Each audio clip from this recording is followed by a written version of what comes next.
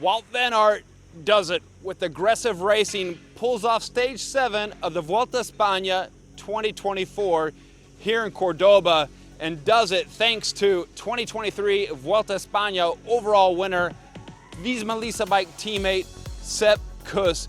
The American buried himself for Wout van Aert to give him a chance to take the stage win. The Belgian celebrating his second stage win in this Vuelta, his debut in the Spanish Grand Tour, adding to around about 9 stages in the Tour de France, of course the Milano-San Remo win, and other classics. It was a day of around 180 kilometers of racing. Xavier Isasa, Team Escutel Euskadi, you would have seen him up there in escapes already before. Well, today he goes solo out there on the hot roads leading here to Córdoba. Along the way, you would have seen the fire engines, the officers spraying the peloton with water because it was hot out there, 40 degrees, 100 degrees Fahrenheit. Day for staying inside and air conditioning, not for racing your bike across Andalusia, but that's what was going on. And it seemed like a relatively calm, slow day. All that was left on the day after a flat run-in was this climb, this categorized climb with, attention, bonus seconds at the top of the climb that would lead to a crazy descent and to the finish line and a sprint for only the tough men who could cover the climb. Heading into the climb, there was of course the intermediate sprint. Isasa remained free for that. He was caught at 38 kilometers to go. Back behind, it was the sprint between Caden Groves and Wout van Aert. But importantly, it was a team, Visma Lease bike, who was just drilling it in order to drop Caden Groves on the climb, and they did so as a success. And Wout van Aert was in this elite group, a small elite group that made it to the top. It was Red Bull Bora Hansgrohe pulling all day for Primoz Roglic, who's now second overall behind race leader Ben O'Connor in his first day in red shorts, red top, out there riding at the front, but he can't stop Primoz Roglic when he's out for bonus seconds. And that's what happened at the top of the climb today, because Red Bull set it up for Primoz. He sprinted up there, got the KOM points, but with that was a crucial 6 seconds in bonus. It was 6, 4, and 2 at the top.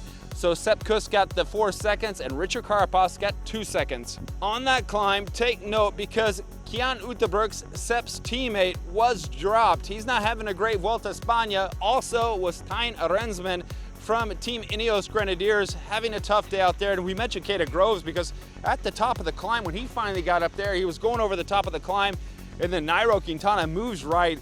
Caden overlaps wheels, he crashes. There's no chance he's gonna sprint today. He was already dropped, but now he's crashed.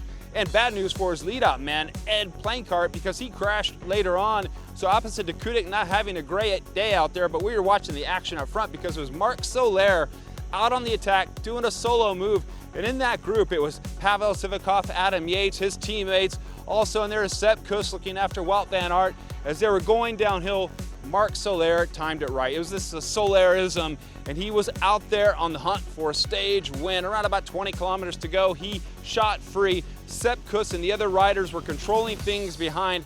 Wout had to rely on the 60 kilogram Sepp Kuss to do the work for him. There was no one left from Team Visma Lease bike, and they were coming down, and Sepp was doing the job. But at one point, Wout van Aert gets a little bit worried.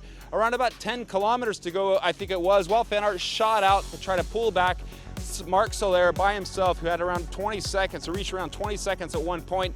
Couldn't do it. Also saw behind him, the UAE guys were making sure that he wasn't getting very far.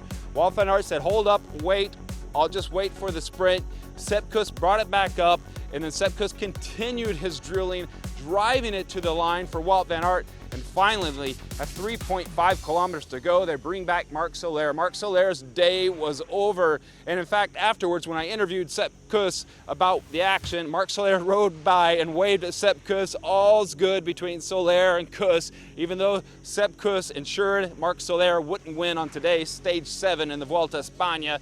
3.5 kilometers to go. Pavel Sivakov then launches a counterattack after his teammate was pulled back.